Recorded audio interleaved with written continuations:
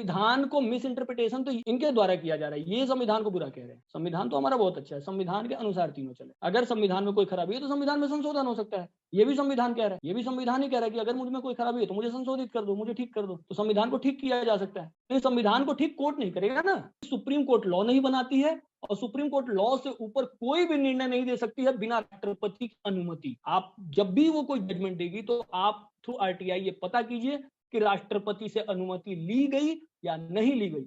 ली गई है तो दैट इज लॉ, नहीं ली गई है तो दैट इज नॉट। पेपर पे इस देश की जनता काम नहीं करेगी।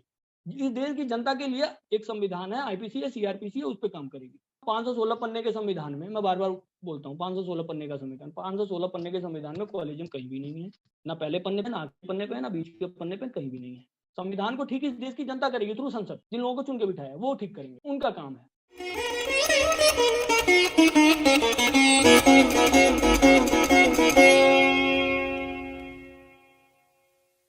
संजीव जी पहले भी हमारे यहाँ वक्ता रह चुके हैं।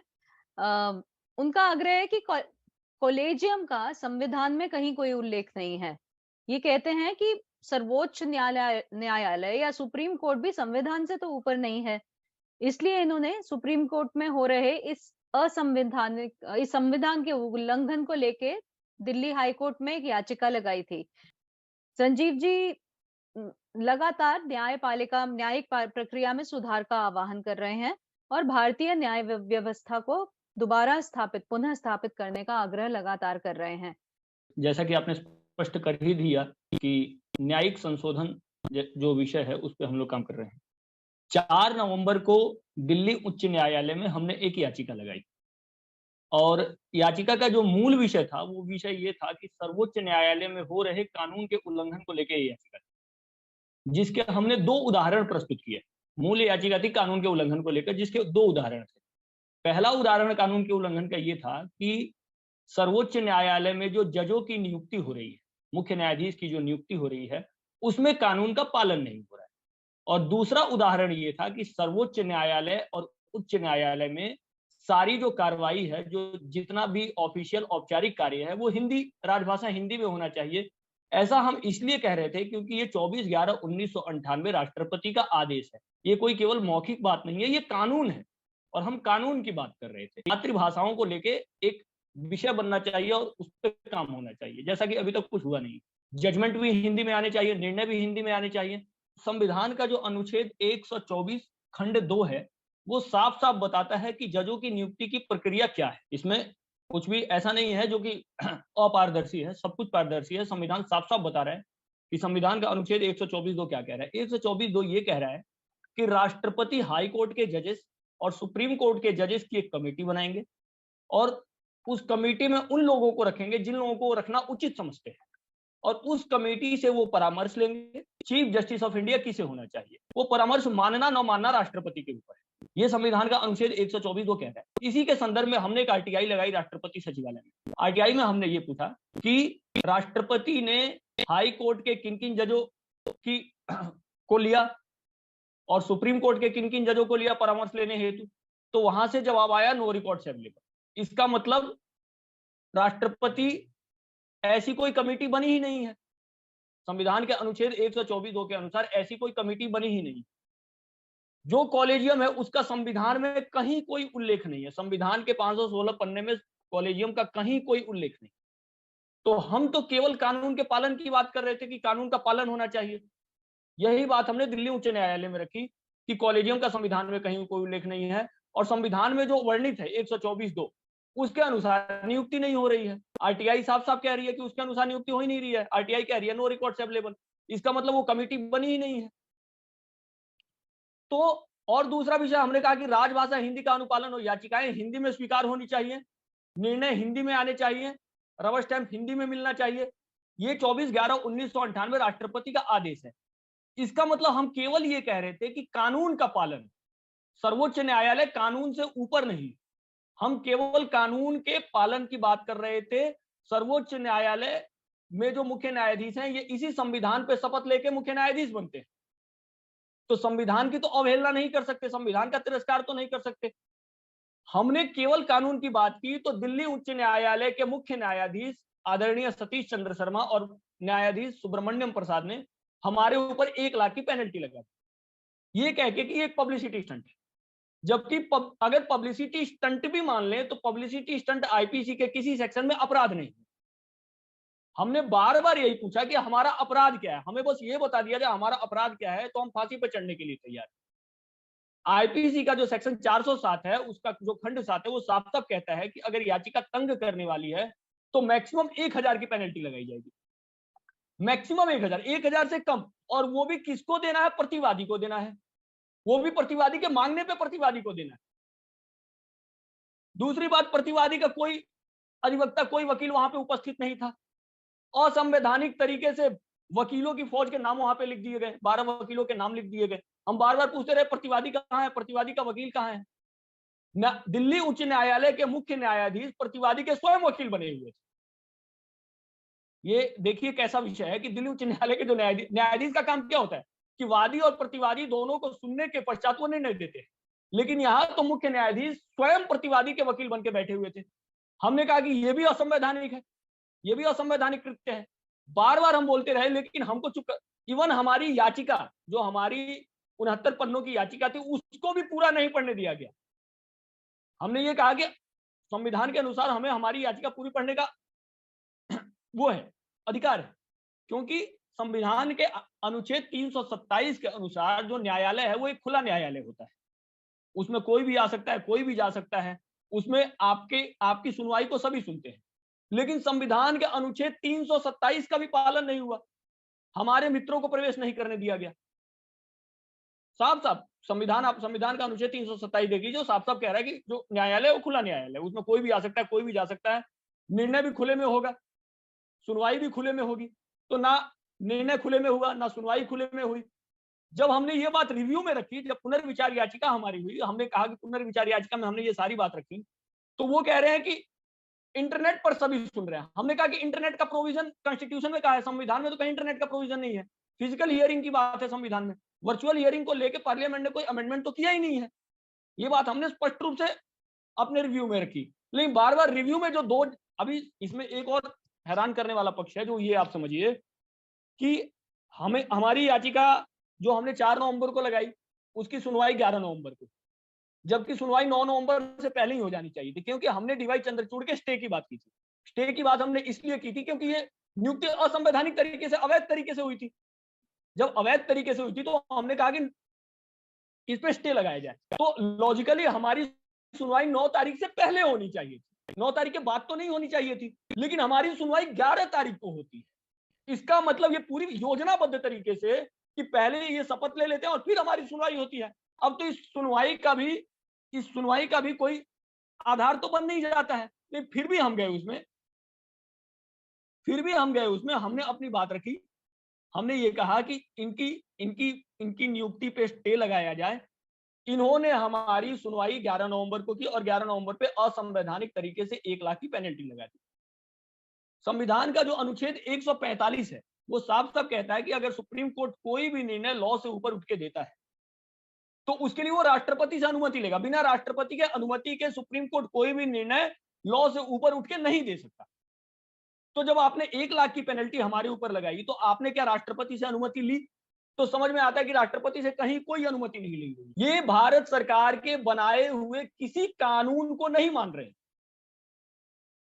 भारत सरकार के बनाए हुए किसी कानून, अगर ये 1000 की जगह पे 1 लाख की पेनल्टी लगा सकते हैं तो कल तो ये किसी चोर को मृत्यु दंड भी दे सकते हैं। जिन 5 लोगों ने नरेंद्र मोदी की हत्या की साजिश रची, उनको बेल दे दी जाती है। सुधा भारद्वाज, गौतम नवलखा, विनायक सिंह, बरबरा राव, इन सबको बेल दी जाती है। सामान्य व्यक्ति के लिए तो इनके पास समय ही नहीं है। सामान्य व्यक्ति को तो देख लीजिए कैसे चुप करवाया जा रहा है, 1 लाख की पेनल्टी लगा दी जा रही है, ये कह के कि दिस इज अ पब्लिसिटी। अरे बताओ ना, कानून की किस धारा में पब्लिसिटी स्टंट अपराध है? हमने बार बार पूछा कि आईपीसी के किस सेक्शन, आर्टिकल 20 एक साफ साफ कहता है कि दंड किसी अपराध के लिए ही मिलेगा। अगर आपने अपराध नहीं किया तो दंड नहीं मिलेगा। अगर जो दंड के 5 प्रावधान है, जिसमें फांसी है, पेनल्टी है, आजीवन कारावास है, उसमें पेनल्टी भी एक दंड है। इसका मतलब हमको दंडित किया गया है। तो अगर दंडित किया गया तो हमने कोई अपराध भी तो किया होगा। हमने बार बार पूछा कि भाई भैया ये बताइए हमने कौन सा अपराध किया है। ये बात रिव्यू में कम से कम हमने 50 बार 2 जजों से पूछी है, संजीव सचदेवा और विकास महाजन से। सबसे बड़ी बात तो हमारी रिव्यू 13 तारीख को होनी थी, 13 जनवरी को हमारा रिव्यू होना था। रिव्यू का कानून ये है कि वही 2 जज सुनवाई करेंगे या वही जज सुनवाई करेंगे जो मूल याचिका में बैठे थे। रिव्यू में 13 तारीख को जो 2 जजेस हैं, सतीश चंद्र शर्मा और सुब्रमण्यम प्रसाद, ये कह रहे हैं कि आप हमारे ऊपर ये एलिगेशन लगा रहे हैं तो हम सुनवाई नहीं कर सकते। ये हमारे ऊपर ही एलिगेशन लगा रहे हैं, आप हमारे ऊपर ही एलिगेशन लगा रहे हैं तो हम सुनवाई नहीं कर सकते। मतलब इनको सत्य और असत्य का बोध भी नहीं है। उस व्यक्ति को यह भी नहीं पता है कि मैं सत्य हूं या असत्य हूं। अरे मतलब तुम इतने लायक भी नहीं हो तो तुम तो जज बनने के योग्य नहीं हो, और कह रहे हैं कि दूसरे जजों की बेंच इसकी सुनवाई करेगी 16 तारीख को। अभी तक कारण नहीं बताया कि आप रिव्यू में सुनवाई, जबकि लॉ सीधा सीधा कह रहा है कि रिव्यू की सुनवाई वही लोग करेंगे जिन्होंने मूल याचिका की सुनवाई की। आप देख लीजिए रंजन गोगोई क्या कह रहे थे। रंजन गोगोई ने तो साफ साफ कहा था कि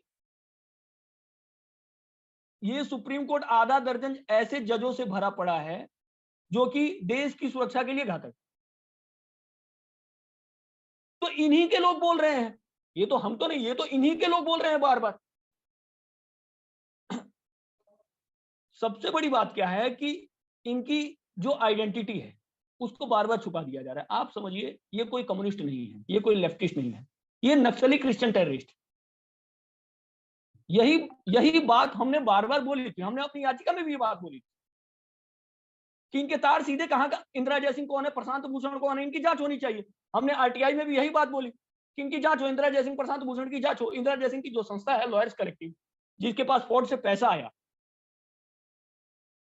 फोर्ड से जिसके पास पैसा आया, हमने बोला कि फोर्ड कहां से पैसा आया, किसको लगा, हमको बस ये बता दिया जाए। हमने गृह मंत्रालय से यही प्रश्न पूछा है, हमारी आरटीआई का जवाब अभी तक नहीं आया। तो विषय बिल्कुल सामान्य है। हमने बार बार यही बात बोली है कि कानून का पालन हो, कानून का पालन हो, कानून का पालन हो। इस देश में कोई भी कानून से ऊपर नहीं, कानून का राज चलेगा, गुंडागर्दी नहीं चलेगी। जब इस देश की आम जनता कानून को मानने के लिए बाध्य है तो सर्वोच्च पदों पर बैठे हुए व्यक्ति को भी कानून मानने के लिए बाध्य होना पड़ेगा। आप कानून से ऊपर नहीं हो सकते। जब हम सभी कानून पे चलने के लिए बाध्य हैं तो आपको भी कानून मानना पड़ेगा। हमने हिंदी की बात की, हिंदी की बात करना पाप है क्या, अपराध है क्या? हमने बस यही बोला कि निर्णय हिंदी में आने चाहिए, याचिकाएं हिंदी में स्वीकार होनी। लगभग लाखों याचिकाएं सुप्रीम कोर्ट और हाई कोर्ट मिलकर अभी तक हिंदी की याचिकाओं को रिजेक्ट कर चुका है। 24/11/1998 का आदेश आप साफ साफ पढ़ लीजिए, राष्ट्रपति उसमें क्या कह रहे हैं कि हिंदी की याचिकाएं स्वीकार होनी चाहिए, हिंदी में निर्णय दिए जाने चाहिए, जो इसकी कागजी कार्रवाई है वो भी सारी हिंदी में होनी चाहिए। ट्रांसलेशन भी हमसे ही मांगा जा रहा है। जब हमने, जो हमारा 12 पन्नों का जजमेंट था जो इन्होंने 11 नवंबर को दिया, जब हमने कहा कि हमको हिंदी में निर्णय दिया जाए, तो क्लर्क पे बैठा हुआ व्यक्ति कह रहा है कि 25 साल हो गए अभी तक हमने हिंदी में कोई निर्णय नहीं दिया। पहले आप हिंदी में दीजिए, उसके बाद आप ट्रांसलेट। मुझे तो ट्रांसलेशन की कोई आवश्यकता ही नहीं है। मुझे मेरा निर्णय पहले ही हिंदी में आना चाहिए। इसीलिए मैंने कहा कि रीजजमेंट हो। मैंने ये बात भी कही कि रीजजमेंट होना चाहिए। जो 11 तारीख की सुनवाई हुई थी, मैंने कहा कि उसका रीजजमेंट हो, दोबारा सुनवाई की प्रक्रिया हो और फिर से सारा जजमेंट हिंदी में आना चाहिए। कोर्ट के भीतर की वार्ता भी हिंदी में होनी चाहिए। ये 24/11/1998 का आदेश कह रहा है। मैं इधर से हिंदी में बोल रहा हूँ, जजेस जो है वहां से अंग्रेजी में पटर पटर बोल रहे हैं, पता नहीं क्या बोल रहे हैं। आप ये समझिए किस प्रकार की गुंडागर्दी चल रही है और किस प्रकार से हमारी मातृभाषा को तिरस्कृत और अपमानित और प्रताड़ित किया जा रहा है। कि आर्टिकल 145 क्या कह रहा है, अनुच्छेद 145, कि अगर आप संविधान से ऊपर, लॉ से ऊपर कोई भी निर्णय देते हैं तो आपको राष्ट्रपति से अनुमति लेनी पड़ेगी। ये कोई लॉ नहीं बना सकता। ये बहुत बड़ा भ्रम क्रिएट किया गया कि सुप्रीम कोर्ट लॉ बनाएगा। सुप्रीम कोर्ट कोई भी लॉ नहीं बना सकता। लॉ जो है इस देश की संसद बनाएगी। लॉ मतलब 3 पुस्तकें हैं, संविधान, आईपीसी, सीआरपीसी। इसके अलावा लॉ कुछ भी नहीं है। इसमें जो लिखा हुआ है वही लॉ है और इसको अमेंड करने का काम संसद का है। संसद ही उसको अमेंड करेगी, संसद ही उसमें संशोधन करेगी। आप कुछ नहीं कर सकते। आपका काम केवल उसको पढ़ना है। आप केवल पढ़ेंगे उसे, पढ़ने के अलावा आप कुछ नहीं करेंगे। अब बताइए आर्टिकल 377 जो साफ साफ कह रहा था कि एलजीबीटी जो है ये आपराधिक है, हमारे यहाँ इसको आपराधिक माना गया। देखिए आपके संविधान का स्वरूप कितना अच्छा और कितने भारतीय परंपरा को लेकर चलने वाला है। वो साफ साफ कह रहा है कि वो आपराधिक है। ये लोग क्या कह रहे हैं कि ये गैर आपराधिक है। अब जब आप गैर आपराधिक बोल रहे हैं तो आपने राष्ट्रपति से अनुमति ली क्या? संविधान का अनुच्छेद 145, तो कोई अनुमति नहीं ली गई। साफ साफ पता चला। हम ना एलजीबीटी के पक्ष की बात कर रहे हैं ना विपक्ष की बात। हम सीधा कह रहे हैं कानून पे चलना होगा तुमको। हम पक्ष विपक्ष की कोई बात ही नहीं कर रहे, कानून पे चलोगे ना। तुमने राष्ट्रपति से अनुमति ली क्या? आर्टिकल 377 को गैर आपराधिक करने के लिए आपने राष्ट्रपति से अनुमति ली क्या? इनके हर जजमेंट को अब 145 के धरातल पे देखिए कि इन्होंने किन किन जजमेंट में राष्ट्रपति से अनुमति ली। आपको पता चलेगा इन्होंने किसी जजमेंट में राष्ट्रपति से अनुमति ली। राष्ट्रपति से अनुमति की बात क्यों हो रही है? सीधी सीधी राष्ट्रपति को इस देश की जनता चुन रही है। राष्ट्रपति को इस देश की जनता चुन रही है। अगर आप राष्ट्रपति से अनुमति लेते हो, इसका मतलब आप सीधे सीधे इस देश की जनता से अनुमति लेते हो। जैसा कि हमने कहा संविधान का अनुच्छेद 124(2) जो कि कह रहा है कि राष्ट्रपति जो है हाईकोर्ट के जजेस और सुप्रीम कोर्ट के जजेस की एक कमेटी बनाएंगे, उसमें उन लोगों को रखेंगे जिनको वो उचित समझते हैं उनमें रखना, और उनसे परामर्श लेंगे कि सीजीआई किसको होना चाहिए। इसका मतलब इस देश की जनता चयन करेगी सीजीआई का इनडायरेक्टली। मैं इनके एक दो असंवैधानिक कृत्यों का आपको उदाहरण देता हूं। धर्मरक्षक श्री दारा सेना करके एक संगठन है जिसके अध्यक्ष मुकेश जैन जी, कोई विषय नहीं हुआ था, झूठा आरोप लगा के ये कह के कि इन्होंने दीपक मिश्रा जब चीफ जस्टिस थे उनको गाली दी, जिसका इनके पास कोई एविडेंस नहीं था। इन्होंने ये कहा कि दीपक मिश्रा को गाली दी गई, और उसके गाली, मैं पहले ये स्पष्ट कर दूं कि अगर आप किसी व्यक्ति को गाली देती हैं या गाली देते हैं तो अकॉर्डिंग टू कॉन्स्टिट्यूशन 100 रुपए की पेनल्टी है, इससे ज्यादा कुछ नहीं है। 100 रुपए की पेनल्टी है बस गाली में, चाहे उसको जितनी जबानी जमा खर्च कर लीजिए, जबान से उसको जो बोलना है वो बोल लीजिए, मैक्सिमम 100 रुपए की पेनल्टी है। ये कॉन्स्टिट्यूशन कह रहा है, ये मैं नहीं कह रहा।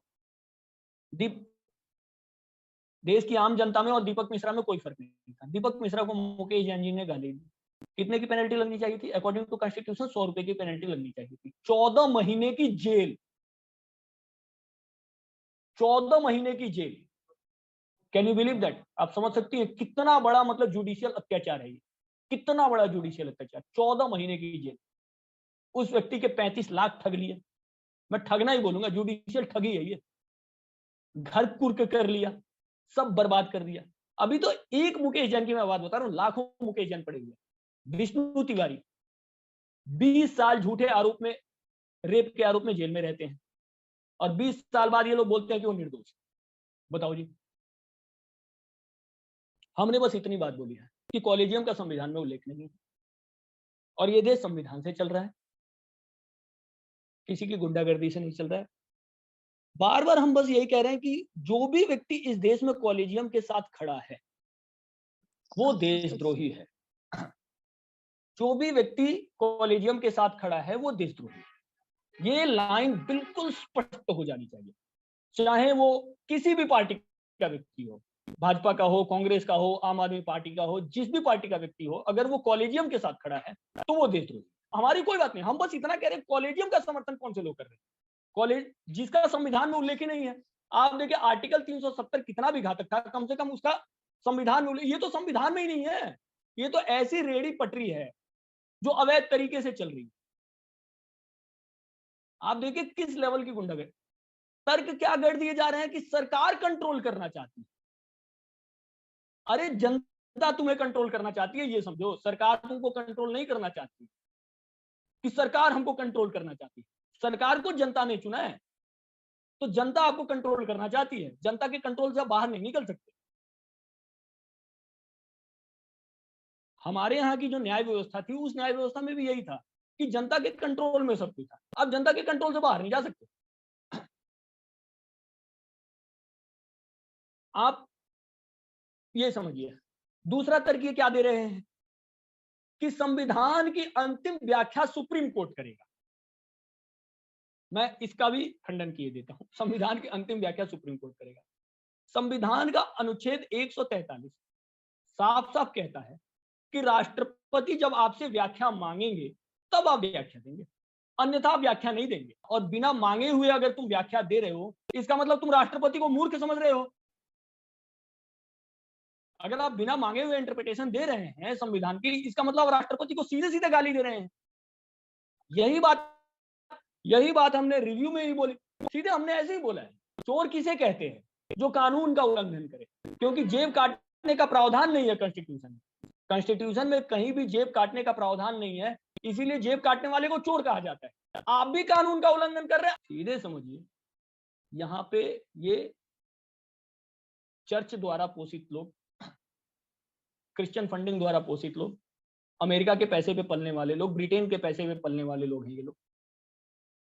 इनकी आप ये समझ लीजिए, ये भाड़े के लोग हैं, इनकी कोई संवैधानिक वैलिडिटी नहीं है। ये कोई इनका लॉजिकली किसी ग्राउंड पे ये लोग मतलब न्यायाधीश कहलाने के तो योग्य ही नहीं है। मैं तो कोई जुबानी जमा खर्च तो कर नहीं रहा हूं। संविधान का अनुच्छेद 124(2) क्या कहता है ये सबके सामने है, पृष्ठ संख्या 78 सभी पढ़ सकते हैं। मैं कोई वो बात तो बोल नहीं रहा हूं कि जो कहीं लिखा नहीं है। संविधान सबके सामने 516 पन्ने का संविधान है, वो बता भी रहा है कि नियुक्ति कैसे होगी। कॉलेजियम कहाँ है? 516। हमने तो बार बार यही पूछा, कॉलेजियम बता दीजिए कहाँ है। कॉलेजियम बता देंगे हम फांसी पर चढ़ जाएंगे। बताइए संविधान में कॉलेजियम कहाँ है? तो 1993 में भारत सरकार ने परमिट दिया। अरे 1993 में अगर भारत सरकार परमिट दे रही हो तो वो भी कन्विक्ट बनेगी। संविधान में तो कोई संशोधन नहीं हुआ ना, कोई अमेंडमेंट थोड़ी हुआ है संविधान में। सीधी सी बात है, कानून के पालन की बात है। हर व्यक्ति को कानून मानना ही पड़ेगा, कानून से ऊपर कोई नहीं, कानून पे आपको चलना ही पड़ेगा। दिवाली पे पटाखे बैन, अरे you are not the student of science, आप कोई विज्ञान के विद्यार्थी नहीं है। दिवाली पे पटाखे बैन, कितना सल्फर कितना फॉस्फोरस ये हमको पता है।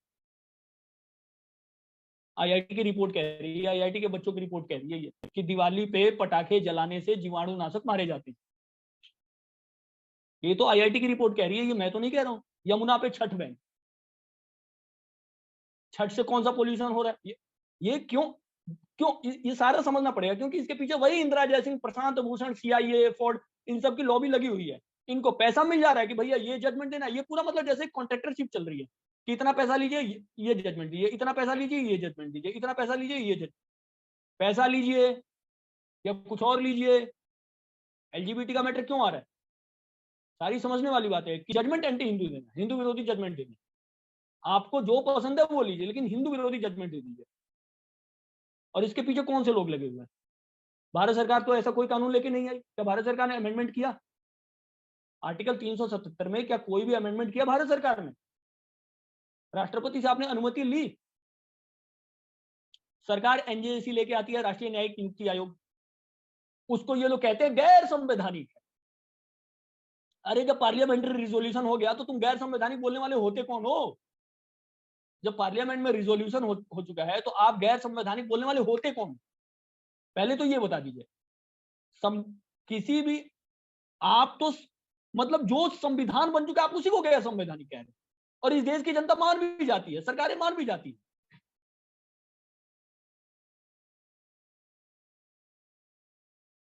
बार बार हम यही कह रहे हैं कि court, supreme court, high court law से ऊपर नहीं है। 1,000 से कम की पेनल्टी का प्रावधान, 1 लाख की पेनल्टी लगाई जाती है। यही याचिका जब मुकेश जैन जी ने लगाई थी तो मुकेश जैन जी के ऊपर 10 लाख की पेनल्टी लगाई। आप समझिए, मतलब केवल चुप हो जाओ, बोल क्यों रहे हो भाई? आप बोलने वाले होते कौन है? चुप हो जाओ, ये कुछ और नहीं है। ये पेनल्टी लगा के चुप हो जाओ, बोलना नहीं है। मतलब इससे बड़ी गुंडागर्दी क्या हो? आप समझिए, जो हिंदी की बात कर रहा है, जो कानून की बात कर रहा है, जो कानून के पालन की बात कर रहा है कोर्ट, आप कह दीजिए हम कानून को नहीं मानेंगे, हम भारत सरकार के किसी कानून को नहीं मानेंगे। आप कह दीजिए हम संविधान को नहीं मानेंगे, आप कह दीजिए हम संविधान की झूठी शपथ ले रहे हैं। देश के कानून मंत्री बार बार बोल रहे हैं, देश के कानून मंत्री चिल्ला चिल्ला के बोल रहे हैं, इनके कानों पे जू नहीं रहेंगे। सब तो बोल ही रहे हैं देश संविधान से चल रहा है, इनको भी संविधान साफ साफ लिखा हुआ है। यूनियन ऑफ इंडिया की भाषा जो होगी वो हिंदी होगी, ये साफ साफ लिखा हुआ है। आप संविधान उठा के देख लीजिए। अनुच्छेद 348 कब का डिमोलिश हो चुका है? 24/11/1998 राष्ट्रपति का आदेश है। मैं बार बार इस लाइन को बोल रहा हूँ, इसका मतलब सबको स्पष्ट हो जाना चाहिए। 24/11/1998 राष्ट्रपति का आदेश साफ साफ कह रहा है कि कोर्ट की सारी कार्रवाई हिंदी में होगी, हिंदी में भी होगी, निर्णय हिंदी में भी आएंगे, याचिकाएं हिंदी में भी स्वीकार होंगी। अभी जज साहब बोल रहे हैं, सीजीआई साहब, नागा में, खासी में। अरे कानून की बात करो ना, नागा और खासी कानून है क्या? कानून की बात करो, तुम उलझा रहे हो देश को। नागा में देंगे, खासी में देंगे, गोरों में देंगे, बोरो में देंगे, अरे यार जिसमें है, जिस हिंदी राजभाषा की बात है तुम उसकी बात तो कर लो। उसकी बात तुम कर नहीं रहे हो, देश को उलझा रहे हो, देश को भाषाई आधार पर बांटने का काम कर रहे हो। आप देखिए किस प्रकार के लोग हैं कि रॉ की रिपोर्ट को सार्वजनिक कर दे रहे हैं, आईबी की रिपोर्ट को सार्वजनिक कर दे रहे हैं। पब्लिक डोमेन में लेते आ रहे हैं। जो काम भारत सरकार भी नहीं कर पा रही है वो ये कर दी। मैरिटल रेप को आपराधिक करने की बातचीत चल रही है, अभी तो आपने देख ही लिया। मतलब परिवार को तोड़ दो, कुछ मत छोड़ो। आर्टिकल 495 को ये लोग कब का खत्म कर चुके हैं। अब अपने इनके केवल इनके लिए खत्म हुआ है, अभी भी संवैधानिक ग्राउंड पे वो जीवित है, क्योंकि पार्लियामेंट कोई रिजोल्यूशन लेके नहीं आया। मैं बार बार कह रहा हूं कि ये सब जो है, मुकेश जैन जी जो है वो एक संगठन धर्म रक्षक श्री दारा सेना के अध्यक्ष। आप लोगों ने दारा सिंह का नाम सुना होगा। दारा सिंह जो ग्राहम स्टेन की हत्या हुई थी, जो ग्राहम स्टेन एक नक्सली क्रिश्चियन आतंकवादी था, पुरुलिया में उसने हथियार गिराए थे और उसके 2 बच्चे भी मारे गए थे। ग्राहम स्टेन की जो हत्या हुई उसमें दारा सिंह अभी जेल में बंद है, आजीवन कारावास हुआ। आजीवन कारावास में 14 साल का प्रोविजन है, ऐसा संविधान कह रहा है। 23 सालों से जेल में वो व्यक्ति बंद है। उनकी रिहाई के लिए मुकेश जैन पिछले उतने ही वर्षों से संघर्ष कर रहे हैं और बाकी न्यायिक संशोधन पे मुकेश जैन जी काम कर रहे हैं धर्म रक्षक श्री दारा सेना नामक संगठन से।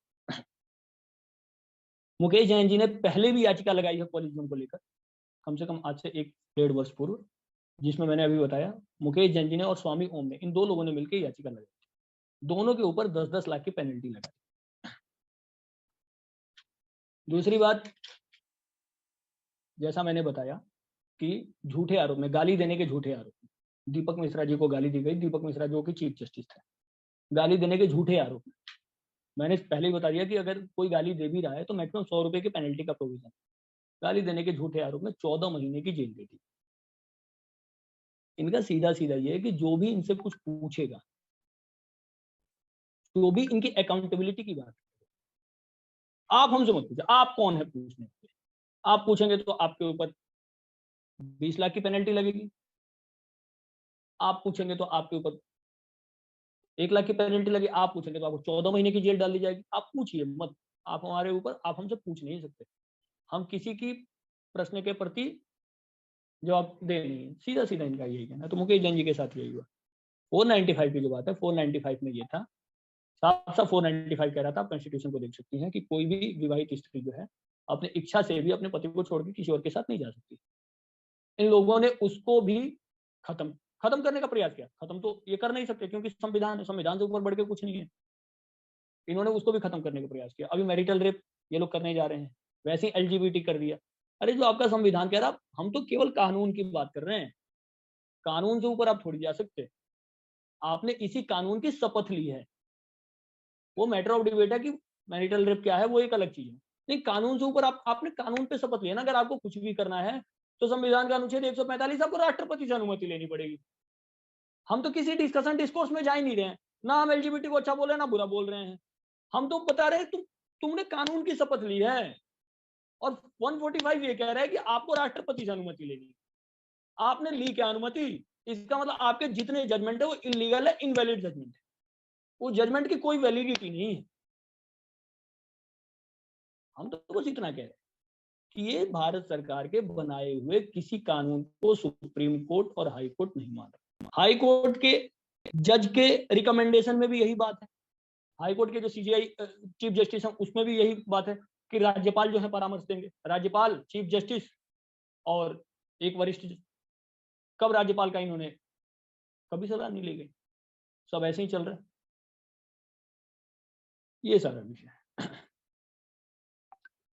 प्रधानमंत्री जी को जब 4-5 लोगों ने मारने की प्लानिंग की, जैसा कि सर्वविदित है, डीवाई चंद्रचूड़ उस बॉम्बे हाईकोर्ट के जज थे।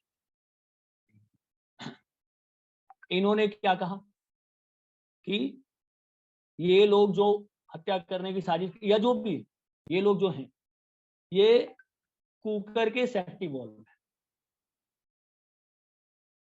हाँ, जैसे कुकर का सेफ्टी वॉल्व होता है, वैसे ही डेमोक्रेसी के लिए है।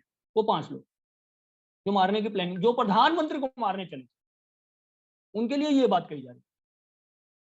आप समझिए किस प्रकार के लोग बैठे हुए हैं, ये कौन से लोग हैं। सबको जमानत दे दिया, सबको बेल दे दी गई। इंदिरा जयसिंह अगर कोई याचिका लगा दें, प्रशांत भूषण कोई याचिका लगा दें, तो रात को 2 बजे कोर्ट खुल जाता है। हम याचिका लगाएं, इनका तो सीधा कहना है कि कोई भी इंडिविजुअल पिटीशन नहीं लगनी चाहिए। व्यक्तिगत रूप से कोई पिटीशन ही ना लगाए। इनके वकील, इनके गैंग के जो लोग हैं, इनकी जो वकीलों की अपनी लॉबी है, वही याचिका लगाते रहे, इनकी कमाई होती। कोई भी हमको हमारे ऊपर 1 लाख की पेनल्टी क्यों लगाई? व्यक्तिगत पिटीशन, इंडिविजुअल पिटीशन थी ना, मैंने कोई लॉ की हुई है, मैंने तो कोई लॉ नहीं किया हुआ है। तो इनका सबसे बड़ा खतरा यही है कि इनकी दुकानदारी बंद ना हो और आपको घूम फिर के इन्हीं के वकीलों के पास जाना पड़े। आप फाइनली इधर से उधर से घूम के इनके वकीलों के पास पहुंच जाए और इनके वकील जो है एक एक केस का 20 लाख, 25 लाख, 50 लाख, 60 लाख और उसमें से एक एक शेयर जजों के पास जाता रहे। सारा ये वकीलों का कोई फिक्स रेट नहीं है, किसी केस के लिए कोई फिक्स रेट नहीं है। कोई 20 लाख ले रहा है, कोई 50 लाख ले रहा है, कोई 1 करोड़ हियरिंग के ले रहा है, कोई 2 करोड़, 4 करोड़, ऐसे चल रहा है हियरिंग का। और उसमें से एक एक रेशियो जो है जजों के पास बिना बताए पहुंच जाता है। किसी के पास पैसा पहुंच जा रहा है, किसी के पास। तो ये सारा आप समझिए किस प्रकार से चल रहा है। जितने एंटी हिंदू जजमेंट है वो सब कोर्ट से आते हैं। सरकार को आप कितना भी गाली देते हैं, सरकार आपके प्रति जवाब दे रही है, सरकार विपक्ष का भी जवाब दे रही है, आपका भी जवाब दे रही है। सरकार तो अपनी अकाउंटेबिलिटी दिखा रही है ना, सरकार तो अकाउंटेबल है। आप अकाउंटेबल हैं क्या? अभी तो हमारे कानून मंत्री ही बोल रहे हैं कि आप किसी चुनाव द्वारा चुन के नहीं आ रहे हैं, हम चुनाव द्वारा चुन के आ रहे हैं। नेता कानून बनाता है, इनका काम है केवल उस कानून को पढ़ना बस, और उसके आधार पे जो दंड है, जो भी विषय है वो देना। कानून से ऊपर सुप्रीम कोर्ट नहीं है। आप सीधी बात समझिए कि अगर 1000 की पेनल्टी का प्रोविजन है, किसी पे 1 लाख लगा दिया जा रहा है, तो ये तो कोई इस देश में सुरक्षित ही नहीं है। इस देश में जब आप सारे जजमेंट ही अनकॉन्स्टिट्यूशनल दे रहे हैं, संविधान से ऊपर उठ के दे रहे हैं, राष्ट्रपति से अनुमति नहीं ले रहे हैं, तो हम आपके किस जजमेंट पे बिलीव करें कि आपने अब तक दिया हुआ आपका कोई भी जजमेंट ठीक? इसका मतलब आपके सारे जजमेंट संदेह के घेरे में है, शक के दायरे में है। हमने केवल आरटीआई में यही पूछा कि इंदिरा जयसिंह और आनंद ग्रोवर की जो संस्था है लॉयर्स कलेक्टिव, ये दोनों पति पत्नी है, इंदिरा जयसिंह, आनंद ग्रोवर। हमने यही पूछा था, इंदिरा जयसिंह और आनंद ग्रोवर की जो संस्था है लॉयर्स कलेक्टिव, उसके पास कहाँ से पैसा आया और उन्होंने कहाँ पैसा दिया? 2 बातें हमने पूछी, पैसा कहाँ से आया और पैसा कहाँ लगा। आप बस हमको इतना बता दीजिए।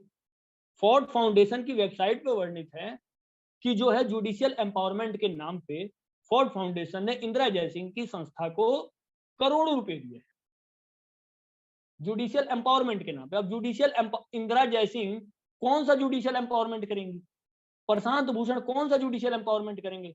आनंद ग्रोवर कौन सा जुडिशियल एम्पावरमेंट करेंगे? इंदिरा जयसिंह के ही मित्र है मेनका गुरुस्वामी, जिनको आप लोग जानते होंगे। मेनका गुरुस्वामी वही है जिन्होंने एलजीबीटी जब कानून पारित हो रहा था तो उसके पक्षकार बन के जो खड़ी थी एलजीबीटी की। तो मतलब सारा पैसा वही मैनेज हो रहा है। जितने एंटी हिंदू जजमेंट्स हैं और जितने राष्ट्र विरोधी जजमेंट है, जितने देश विरोधी जजमेंट है, सारा पैसा उसी में मैनेज हो रहा है। ये पूरा एक नक्सल गिरोह है और सब नक्सल गिरोह है जो चर्च के पैसे पे चल रहा है, चर्च द्वारा पोषित पैसे पे ये सारा सिस्टम चल रहा है। सुप्रीम कोर्ट, हाई कोर्ट, इनकी क्रेडिबिलिटी बची नहीं है। आप देखिए यूट्यूब पे आप केवल सुप्रीम कोर्ट लिखिए, हमने तो ये बात भी बोली थी अपनी याचिका में कि केवल आप सुप्रीम कोर्ट लिखिए, आपको लाखों, मतलब इनकी क्रेडिबिलिटी तो बची ही नहीं है। मियाँ लॉर्ड इनको बोला जा रहा है, सुप्रीम कोर्ट इनको बोला जा रहा है, तो इनकी क्रेडिबिलिटी बची कहाँ है? इनकी क्रेडिबिलिटी कहीं से नहीं बची है। तो हमारी याचिका एक ही विषय को लेकर थी कि सर्वोच्च न्यायालय कानून का पालन करे, कानून से ऊपर नहीं है, जिसके हमने 2 उदाहरण प्रस्तुत किए थे। पहला, जजों की नियुक्ति में कानून का पालन हो, संविधान के अनुच्छेद 124(2) का पालन हो, जिसको हम बार बार स्पष्ट कर चुके हैं कि संविधान का अनुच्छेद 124(2) क्या है, स्पष्ट रूप से। मोदी सरकार आते ही 2014 में ही एनजेएसी लेके आ गई थी, राष्ट्रीय न्यायिक नियुक्ति आयोग। राष्ट्रीय न्यायिक नियुक्ति आयोग एक कॉन्स्टिट्यूशनल अमेंडमेंट था, 99वां संशोधन था संविधान में, 99वां संशोधन था एनजेएसी। अब जब संविधान में संशोधन हो गया, that means NJAC is a constitution. इसका मतलब NJAC is a part of constitution, और आप कह रहे हैं इट इज अनकॉन्स्टिट्यूशनल। इसका और आप कह रहे हैं इट इज अनकॉन्स्टिट्यूशनल। ये जो कॉन्स्टिट्यूशन में है, आप 2 और 2 को आप 5 कह रहे हो, वो कॉन्स्टिट्यूशन में एनजेसी, और आप कह रहे हो इट इज अनकॉन्स्टिट्यूशनल। भाई आप वो कौन, आपसे पूछा किसने?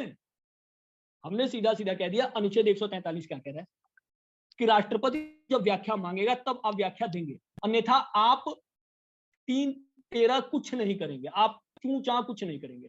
राष्ट्रपति ने आपसे व्याख्या मांगी नहीं, आप व्याख्या दे रहे हैं, इसका मतलब क्या समझ रहे हैं राष्ट्रपति को? केवल कानून के पालन की बात, केवल और केवल कानून के पालन की बात। ओपन कोर्ट का वायलेशन हो रहा है, जो कि आर्टिकल 327 साफ साफ कह रहा है कि संविधान एक खुला न्याय, कोर्ट जो है खुला न्यायालय, कोई भी आ सकता है, कोई भी जा सकता है, निर्णय खुले में होगा, सुनवाई खुले में होगी, साफ और स्पष्ट रूप से कह रहा है 327। आप 327 को पढ़ भी सकते हैं, साफ स्पष्ट रूप से कह रहा है कि खुला न्यायालय है, ओपन कोर्ट है। हमारे 10 मित्रों को नहीं घुसने दिया गया, प्रवेश नहीं करने दिया गया जब हमारी दिल्ली हाईकोर्ट में सुनवाई हो रही थी। ऊपर से कह रहे हैं कि इंटरनेट पे सभी सुन रहे हैं। अरे भाई इंटरनेट का प्रोविजन है क्या कॉन्स्टिट्यूशन में? वर्चुअल हियरिंग को लेकर कोई अमेंडमेंट हुआ है क्या? मतलब ये चाहते हैं कि इनके 4-5 गुंडे बैठे रहें और वही 4-5 गुंडे सुने, ये सुनवाई करें और 4-5 लोग मिलकर बैठ के और जजमेंट दे दें, जीरो हो गया जजमेंट। ये वाली बात चल रही है। इन्हीं के 4-5 लोग बैठे रहते हैं, वही टाइपिंग करते हैं, वही सुनते हैं, वही हो गया, जजमेंट हो गया। हमारा सिस्टम समझिए किस प्रकार से अपने हाथों में पूरा लिया हुआ है। ये क्या कह रहे हैं कि सरकार संविधान को अपने हाथों में लेना चाहती है।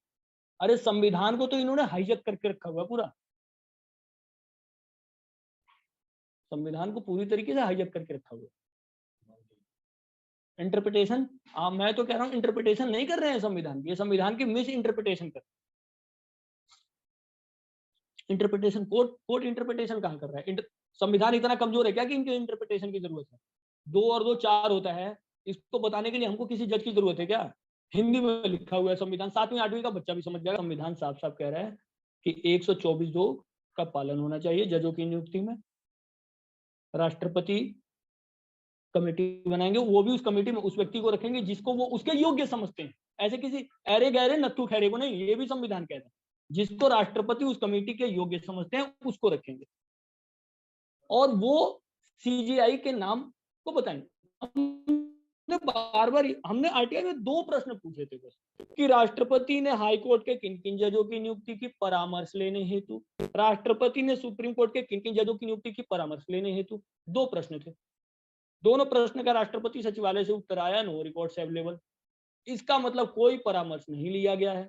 हमने बोला जब कोई परामर्श नहीं लिया गया है तो डीवाई चंद्रचूड़ की जो नियुक्ति है वो असंवैधानिक है।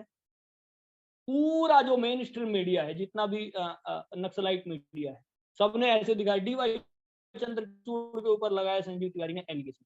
अरे हमने किसी व्यक्ति विशेष पे एलिगेशन नहीं लगाया था, ना हमारी डीवाई चंद्रचूड़ से लड़ाई है, ना हमारी दीपक मिश्रा से लड़ाई है। हमने ये कहा था कि जजों की नियुक्ति में, सीजीआई की नियुक्ति में संविधान का पालन होना चाहिए। हमने इससे अलग कोई बात ही नहीं कही है, पालन होना चाहिए। 100 बातों की एक बात। हमने तो ये कहा था इस पोस्ट पे जो भी व्यक्ति बैठेगा वो इस प्रक्रिया से बैठेगा। ये प्रक्रिया है संविधान की, ये प्रक्रिया है। और अगर आप संविधान को नहीं मानोगे तो हम खड़े हैं। हमने यही बात कही थी, फिर हम खड़े हैं, फिर हम हर प्रकार से खड़े हैं। जो भाषा तुम्हें समझ में आएगी उस भाषा से हम खड़े। हमने केवल इतनी बात कही थी कि संविधान को तो कोर्ट को मानने को, कोर्ट क्या कोई भी संस्था हो, हर संस्था मानेगी, कोर्ट भी मानेगी, सरकार भी मानेगी, जो संविधान से ऊपर कोई नहीं है। या तो आप कह दीजिए कि हम संविधान से ऊपर हैं, हम संविधान को नहीं मानेंगे, पब्लिक डोमेन में इस बात को कह दीजिए, दिक्कत क्या है?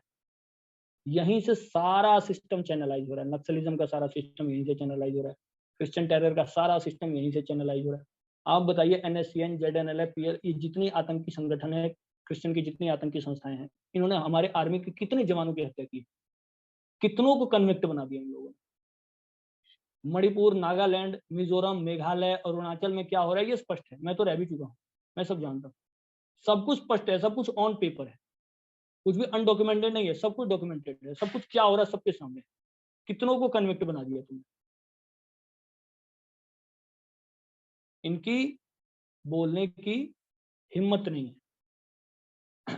इनकी बोलने की हिम्मत नहीं। इनकी जबान किस पे चलेगी? सामान्य व्यक्ति पे चलेगी। हमसे पूछा जा रहा है तुमको कौन प्रेरित कर रहा है, तुम्हारे पीछे कौन। हमने पूछ दिया आपको कौन प्रेरित कर रहा है, आपको आपके पीछे कौन है। हमसे पूछा जाए तुम्हारे पीछे कौन है, तुमको कौन मोटिवेट कर रहा है, तुमको कौन फंड कर रहा है, तुमको कौन गाइड कर रहा है। अरे आप बताओ ना आपको कौन गाइड कर रहा है। ऐसा कोई थोड़ी है कि सुधा भारद्वाज के बारे में इस देश की जनता जानती नहीं है, मेधा पाटेकर के बारे में जानती नहीं है, अरुंधति रॉय के बारे में इस देश की जनता जानती नहीं है। इन सबको पता है कि हमारे माई बाप कोर्ट में बैठे हुए, हम कुछ भी करेंगे, हम इस देश के विरुद्ध कुछ भी करेंगे, इस राष्ट्र के विरुद्ध कुछ भी करेंगे, हमारे माई बाप कोर्ट में बैठे हुए, हमको छुड़वा देंगे, हमको बेल दे देंगे। सोनी सोरी को बेल दे दी जाती है, विनायक सेन को क्या कह के बताइए आपको। एक के तक में तो ये कहा था कि अगर किसी के पास गांधी की पुस्तक मिल जाती, जब आईबी ने सारी रिपोर्ट दी, सीबीआई ने सारी रिपोर्ट दी, सारे दस्तावेज पेश किए, तो ये कह रहे हैं कि अगर किसी के पास गांधी की पुस्तक मिल जाती है तो गांधीवादी नहीं मिल जाता, ये तर्क देके और बेल दे दिया जाता। तो सारा ये जो सारा खेल है ना, आप समझिए सारा ये फिर से भारत को परतंत्र बनाने का एक सुनियोजित षड्यंत्र है। ये सब वही महाराजा महारानी ब्रिटेन के इशारे पे ये सारा सिस्टम चल रहा है।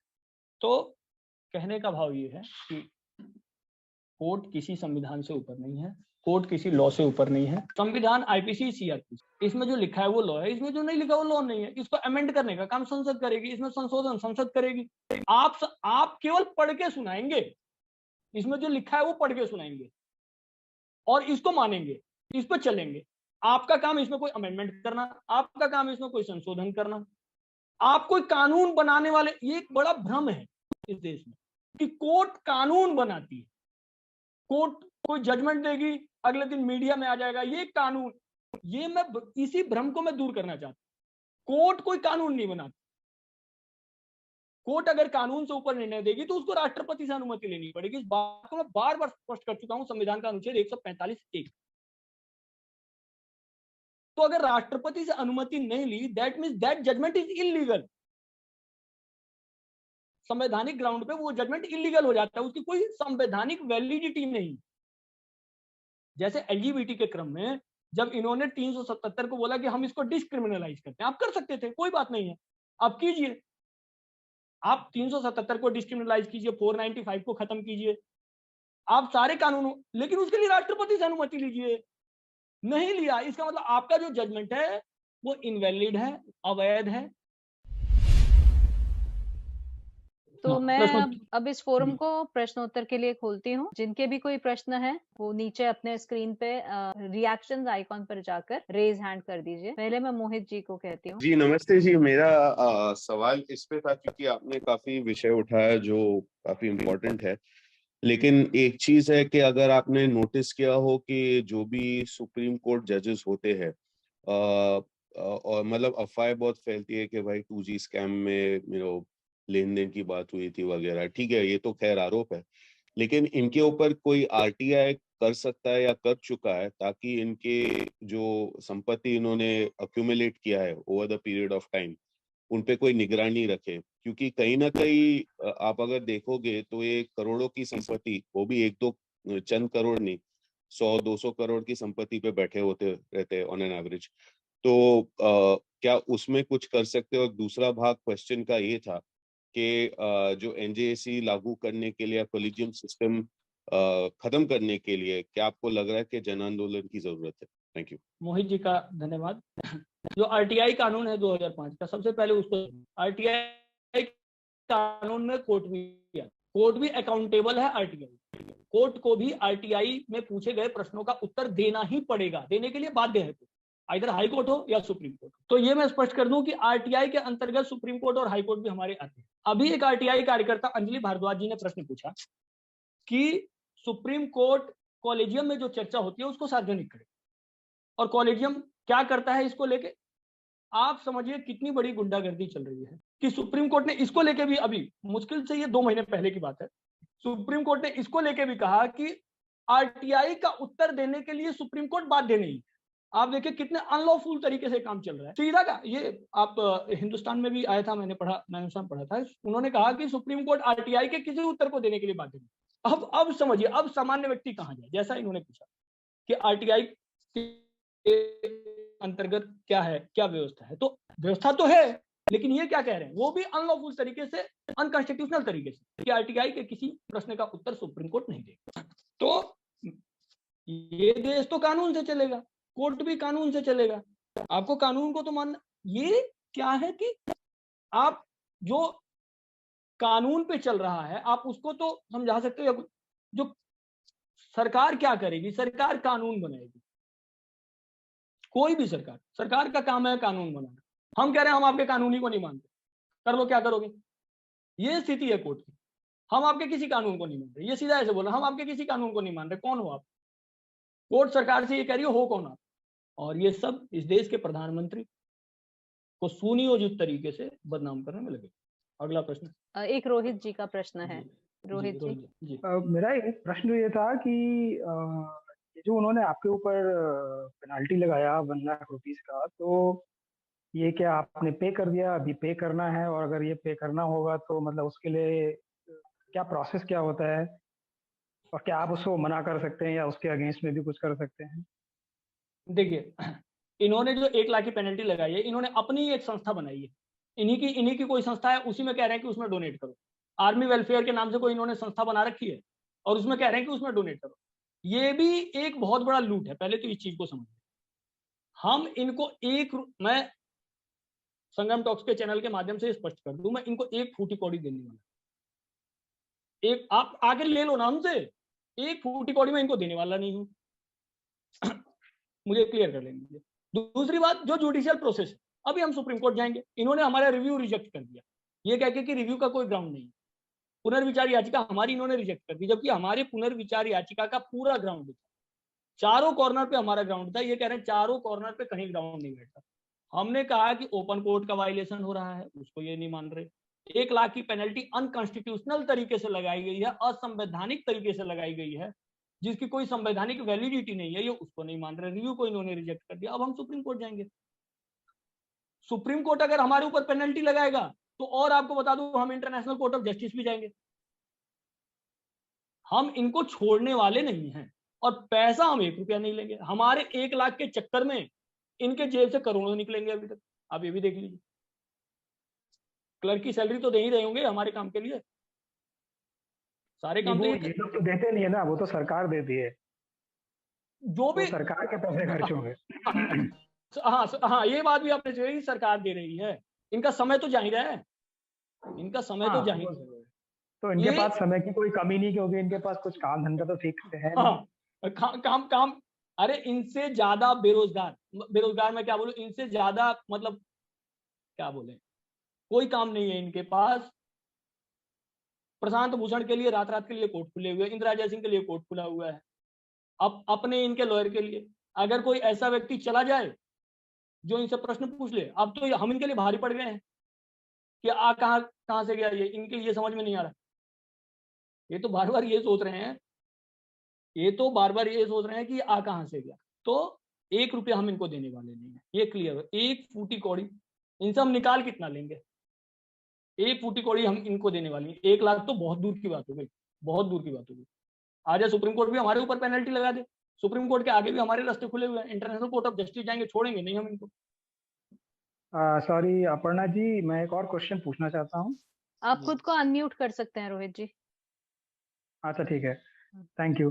तो संजीव जी, आपने वो एक मुकेश जैन जी का एपिसोड बताया, पता नहीं मेरा नेटवर्क ठीक नहीं था उस टाइम पे, तो शायद मैं जो पूछने वाला हूँ शायद आप ऑलरेडी बता चुके हैं।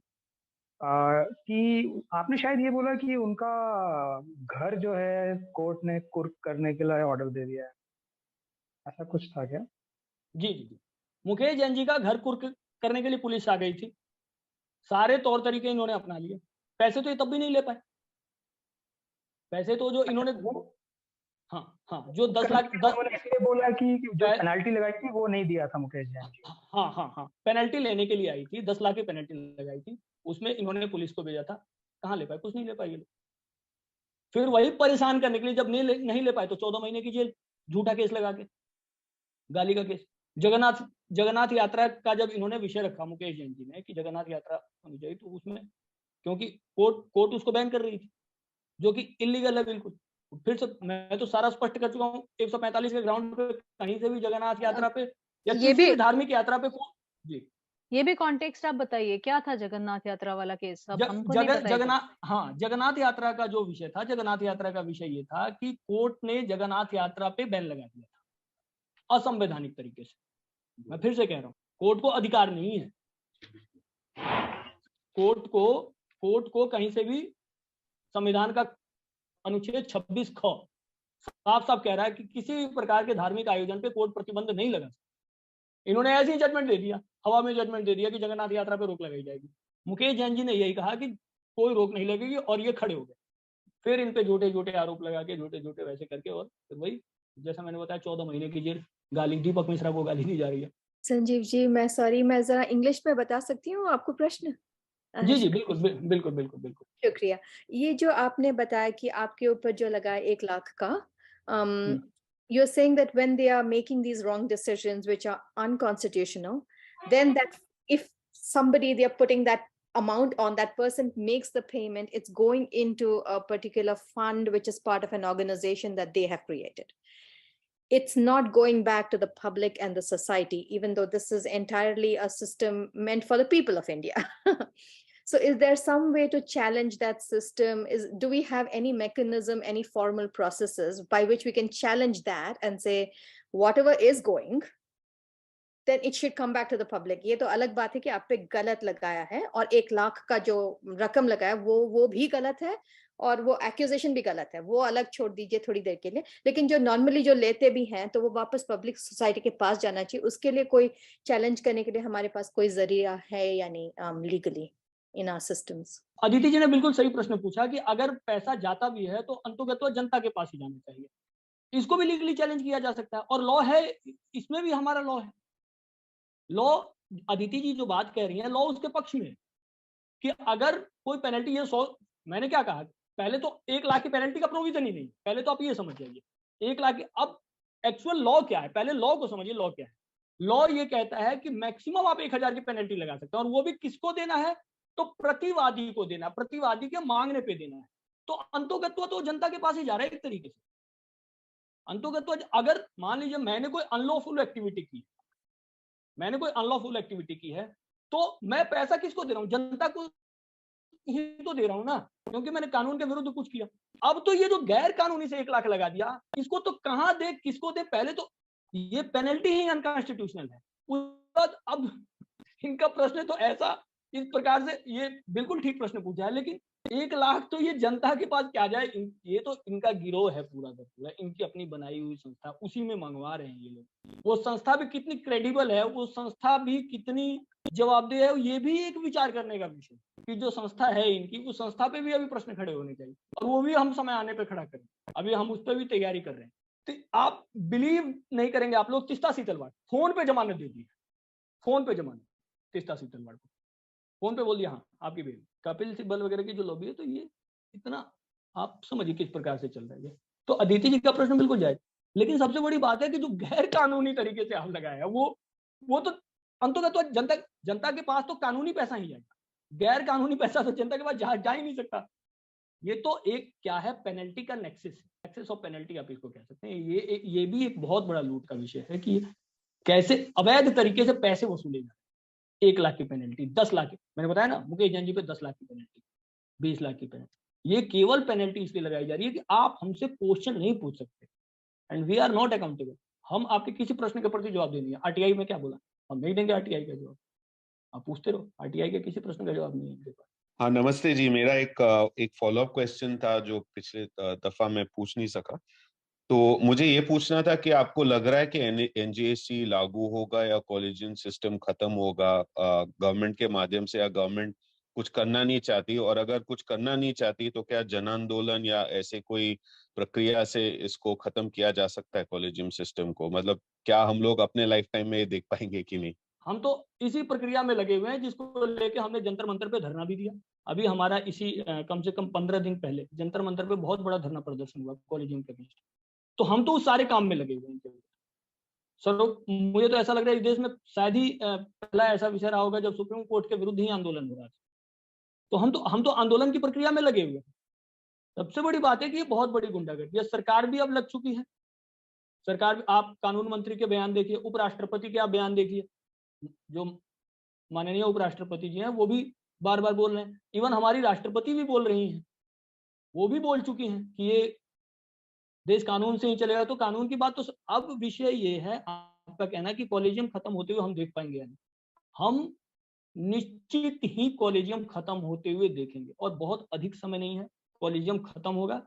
इस देश की जनता जो है वो जाग चुकी है, और हिंदू जागता है तो 1857 की क्रांति होती है। मैं इससे अधिक कुछ नहीं कहूंगा। आंखों के सामने एक व्यक्ति हाईकोर्ट में पूछ रहा है चिल्ला चिल्ला के कि भाई तुम कानून का पालन करो। आंखों के सामने एक व्यक्ति पूछ रहा है कि भाई आप हिंदी में बोलो। मैंने सीधा बोला था हिंदी में बोलो, मुझे समझ में नहीं आ रही आपकी अंग्रेजी, जबकि मुझे समझ में आ रही थी। फिर भी मैंने बोला कि ये संविधान नहीं कहता, आप हिंदी में बोलो। सतीश चंद्र शर्मा को, हाई कोर्ट के चीफ जस्टिस सतीश चंद्र शर्मा को हिंदी में मेरे सामने बोलना पड़ा था, तिवारी जी बोलिए। मैंने कहा मुझे समझ में नहीं आ रहा आप क्या बोल रहे हैं, कोर्ट की भाषा हिंदी है। जब याचिकाकर्ता हिंदी में बोल रहा है तो आपको भी हिंदी। तो जब स्थिति यहां तक आ चुकी है, डीवाई चंद्रचूड़ जो अपनी लीपापोती अब कर रहे हैं कि नागा में जजमेंट देंगे, बोडो में जजमेंट देंगे, जो कि संविधान की 8वीं अनुसूची में नहीं है। नागा और बोडो 8वीं अनुसूची में जो 22 भाषाएं हैं उसमें ना नागा है, ना बोडो है, ना खासी है, ना कुछ है, उसमें हिंदी है, राजभाषा हिंदी में जजमेंट। बात तो आ ही रही है, लीपापोती तो अब कर ही रहे हैं ये लोग, आप देखिए। तो हमारी आंखों के सामने ही होगा, ऐसा नहीं है कि आज होगा, कल होगा, परसों होगा, नरसों, ये हमारी। हाँ, तो संजीव जी, मैं ये पूछना चाह रहा था कि जैसे इन्होंने 1993 में शायद कॉलेजियम फॉर्मलाइज कर दिया, और ये सब हो रहा है। हालांकि मुझे भी पता है कि लॉ मिनिस्टर बात कर रहे हैं, वाइस प्रेसिडेंट बात कर रहे हैं, प्रेसिडेंट बात कर रही है, बट लीगली अभी तक गवर्नमेंट ने कोई स्टेप्स क्यों नहीं लिए हैं? एटलीस्ट ठीक है कि वो कॉलेजियम को चैलेंज कर सकते हैं, डिस्प्यूट कर सकते हैं, बट जो जजमेंट्स आ रहे हैं, आई मीन इनके लिए कोई फॉर्मल मैकेनिज्म प्रोसेस नहीं है कि लोग जाकर प्रेसिडेंट को रिक्वेस्ट करें, या इस तरह से कोई प्रोसेस नहीं है? मैं सरकार का तो पक्ष बाद में रखूंगा, पहले अपना व्यक्तिगत पक्ष रखूंगा। राष्ट्रपति को अभी तक हम 50 पत्र भेज चुके हैं, प्रधानमंत्री कार्यालय में 50 पत्र भेज चुका हूं, इवन नेशनल सिक्योरिटी एडवाइजर के कार्यालय में मेरे 50 पत्र जा चुके हैं। गृह मंत्रालय हमारे ही पत्र के आधार पे आईबी काम कर रही है, हम सारी रिपोर्ट दे चुके हैं, सबको सब पता है क्या चल रहा है। सरकार भी आग्रहित है, लेकिन मैं वही कह रहा हूं ना, जहां पे एक तरफ पैरेलल गुंडागर्दी चल रही है, आप समझिए कि जहां पे ये 1000 है, अभी सरकार एक की स्थिति में, सरकार इनके सामने बहुत एक छोटी यूनिट है, क्योंकि ये जनता द्वारा चुनी हुई इकाई है सरकार, और ये जो है सीआईए और फोर्ड फाउंडेशन द्वारा चुनी हुई इकाई है। अब जनता द्वारा चुनी हुई इकाई को सीआईए की चुनी हुई इकाई से लड़ना है। आप समझ लीजिए किस प्रकार का युद्ध है ये। इसमें थ्रू आप तो जो भी करेंगे थ्रू लॉ करेंगे। मैंने जैसा कि पहले भी स्पष्ट किया कि सरकार लॉ बनाएगी। सरकार क्या करेगी? लॉ बनाएगी। आपको प्रधानमंत्री बना दिया, अब बहुत अधिक कुछ करेंगे तो लॉ बनाएंगे। किसी से भी इस देश में पूछा जाता है कि आप प्रधानमंत्री बनेंगे तो क्या करेंगे, आप सरकार में आ जाएंगे तो क्या करेंगे, तो सब यही कहते हैं कि हम कानून बनाएंगे, हम सख्त से सख्त कानून बनाएंगे। आज तक तो हम यही सुनते आए हैं। अब ये कह रहे हैं हम आपके कानून को ही नहीं मान रहे। इट मींस ये एक गुंडागर्दी है। आप इस चीज को समझिए जो मैं कहना चाह रहा हूं। सरकार एक जनता द्वारा चुनी हुई इकाई है, और ये फॉर्ड और विदेशी शक्तियों द्वारा चुनी हुई इकाई है। अब जनता द्वारा चुनी हुई इकाई को विदेशी शक्तियों द्वारा चुनी हुई इकाई से लड़ना है, तो इसके लिए तो जनता को सड़क पे अब उतरना ही पड़ेगा। इधर वो सोशल मीडिया के प्लेटफॉर्म से उतरे, या तो जैसा रोहित जी ने पूछा तो मैंने ये बताते, तो हमको लगता है सरकार बहुत कुछ कर सकती है, लेकिन क्योंकि ये जनता द्वारा चुनी हुई है तो इसके पास सीमित शक्तियां हैं। लेकिन ये लोग तो इतने पावरफुल लोग हैं, जब तक इस देश की जनता इकट्ठी नहीं होगी। जी, मेरा सवाल वो नहीं था। मेरा सवाल था, मैं समझती आपके ऊपर इलीगल लगाया है उन्होंने। मैं बोली जो नॉर्मली जो लीगल होता है वो भी इस ऑर्गेनाइजेशन के थ्रू से जाता है या डायरेक्टली पब्लिक सोसाइटी के पास जाता है? और अगर इस मैंने वही कहा, अगर लीगली जाएगा तो लीगली तो प्रतिवादी को देना होता है। जैसे कि मेरे केस में प्रतिवादी डीवाई चंद्रचूड़ है, लीगली किसी ऑर्गेनाइजेशन को जा ही नहीं सकता। लीगल लॉ आप देखिए ना, लॉ क्या कह रहा है? लॉ ये कह रहा है कि प्रतिवादी जब मांगेगा, आईपीसी सेक्शन 407 खंड 7 सीआरपीसी सीआरपीसी 407 खंड 7 ये साफ साफ कह रहा है कि जब प्रतिवादी मांगेगा, हमारे केस में प्रतिवादी कौन है? डीवाई चंद्रचूड़ है। तो डीवाई चंद्रचूड़ ने हमसे मांगा क्या? सबसे बड़ी बात तो डीवाई चंद्रचूड़ का वकील ही उपस्थित नहीं था वहां पे कोर्ट में। इन्होंने वकीलों की एक फौज लिख दी है कि 12 वकील, उसमें से कोई बोला भी नहीं है। अब मान लिया कि डीवाई चंद्रचूड़ अगर हमसे मांगते हैं तो सीधा डीवाई चंद्रचूड़ के खाते में जाएगा, और वो भी तब जब हमने कोई अपराध किया हो। वो लॉ तो यही है, बिल्कुल लॉ तो कहता ही नहीं कि ऐसे किसी ऑर्गेनाइजेशन में जाए। लॉ तो किसी ऑर्गेनाइजेशन की बात ही नहीं कर रहा। आप कॉन्स्टिट्यूशन देखिए, सीआरपीसी आप देख लीजिए, किसी ऑर्गेनाइजेशन की बात नहीं है वहां पे। ये तो अवैध तरीके से चल रहा है, अवैध तरीके से। थैंक यू, बहुत शुक्रिया। और आपको बहुत बेस्ट विशेस हैं। आप जो काम कर रहे हैं, बहुत शुक्रिया, हम सबके बिहाफ पे कर रहे हैं। हमारी शुभकामनाएं आपके साथ है, सब आप सक्सेसफुल हो जाएं अच्छी तरह से।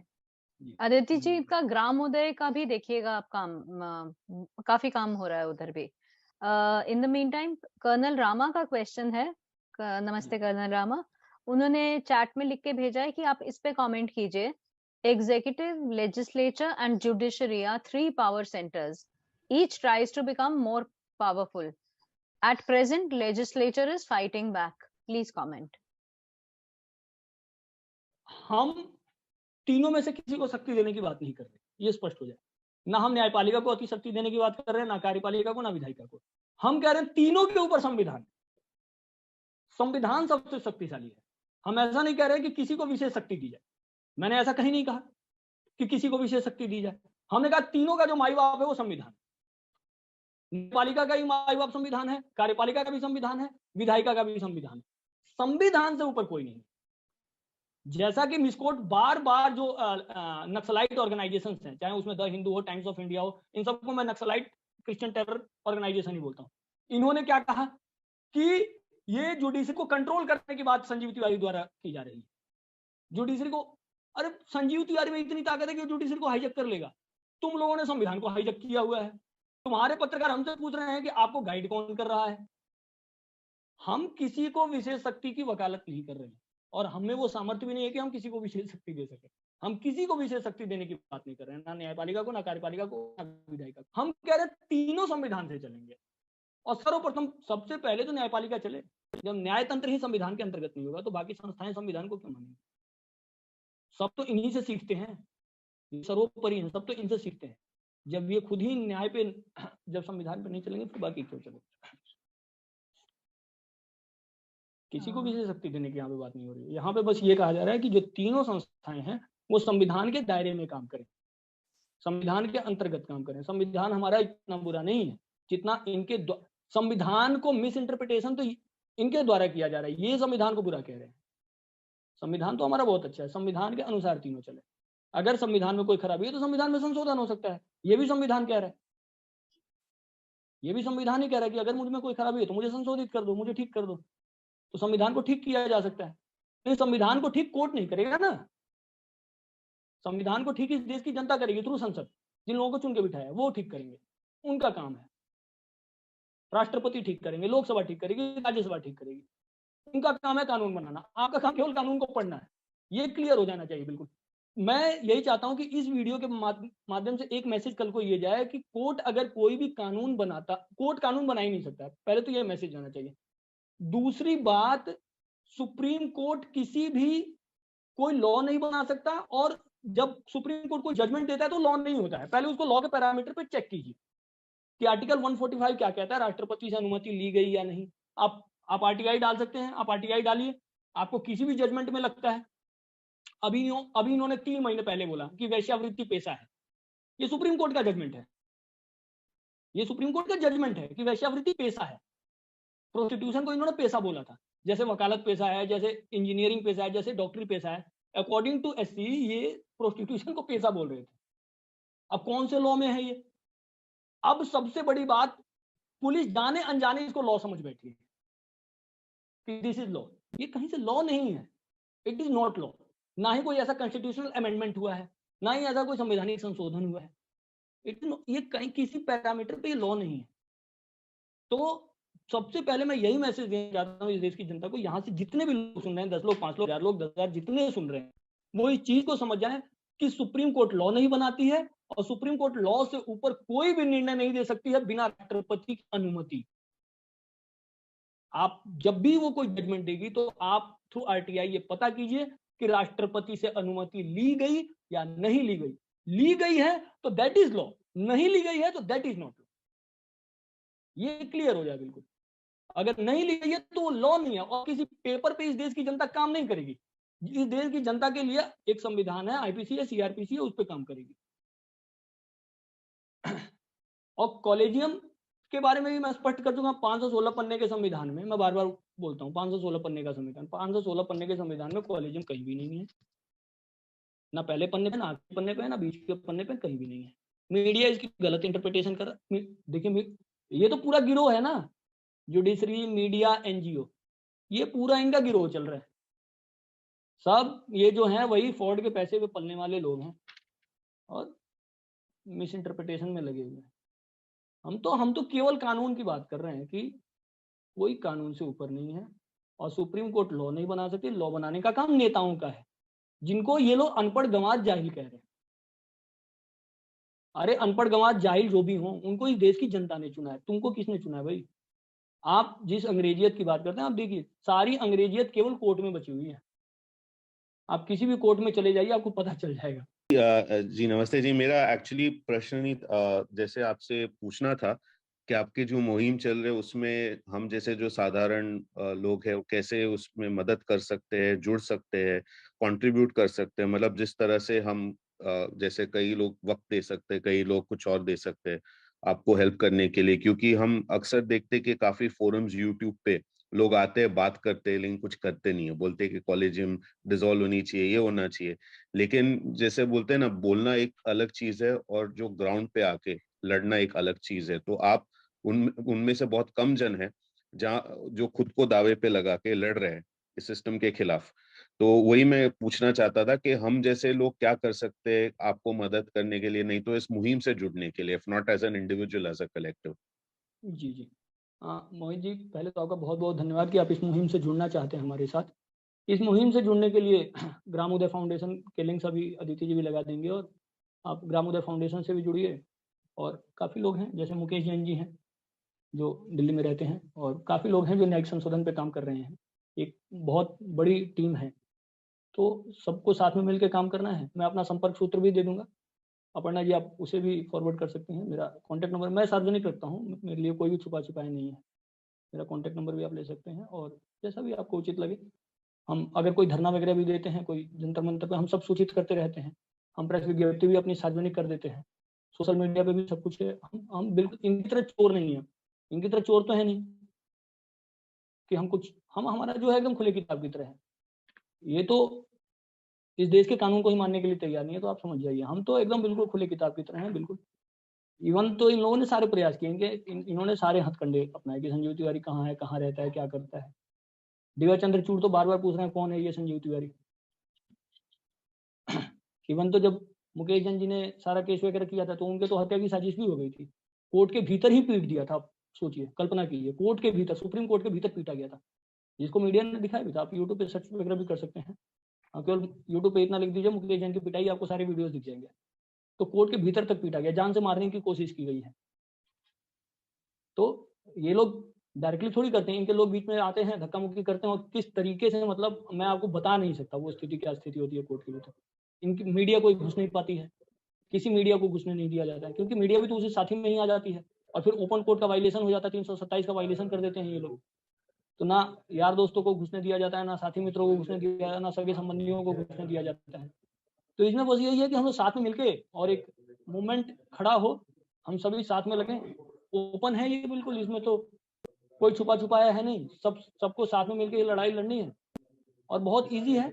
मैंने कहा अगले साल भर में ही कॉलेजियम खत्म होगा। कॉलेजियम खत्म होगा या कुछ बड़ा होगा जो हम सब देखेंगे। संजीव जी आपका धन्यवाद, हम सबसे जुड़ने के लिए बहुत बहुत धन्यवाद। हमारे और भी टॉक्स हैं इस वीकेंड में। Thank you very much. नमस्ते।